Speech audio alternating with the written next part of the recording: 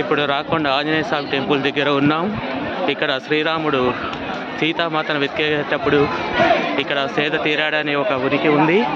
అలాగే హనుమంతుడు సంజీవని తీసుకునేటప్పుడు ఇక్కడ కొద్దిగా సంజీవని జారిందని ఓ ప్రసిద్ధి.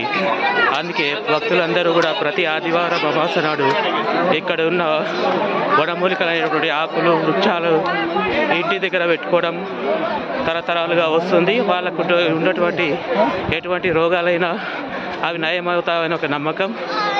ఇప్పుడే మేము కొండ మీదకి చేరుకున్నాం, రాకుండా కొండ మీదకి.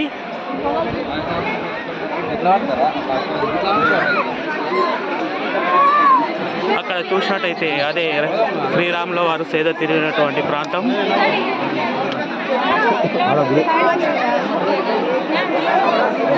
చూడండి, భక్తజన సందోహం ఎంతో తండోపతండాలుగా వివిధ రాష్ట్రాలు వివిధ ప్రాంతాల నుంచి ఇక్కడ దర్శనం కొరకు వేచి చూస్తున్నారు.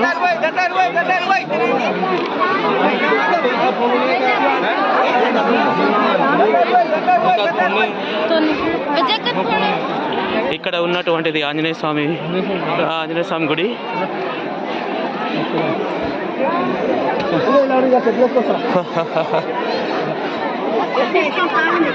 అమ్మా, చూడండి, ఇక్కడ ఆంజనేయ స్వామి కొలువై ఉన్నాడు. అక్కడ శ్రీరాముల వారు ఆ కొండ మీద.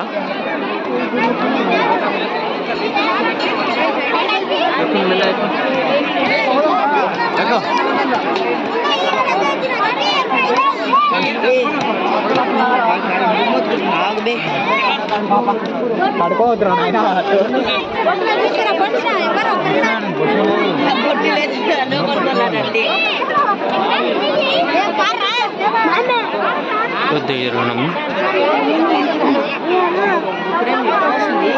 కొద్దిగా జరగడం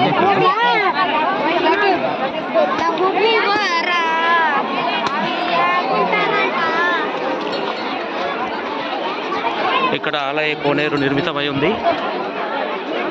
ఇది ఇక్కడ 2 కోనేరులు ఉన్నాయి. అక్కడ ఒక కోనేరు, ఇక్కడ ఒక కోనేరు.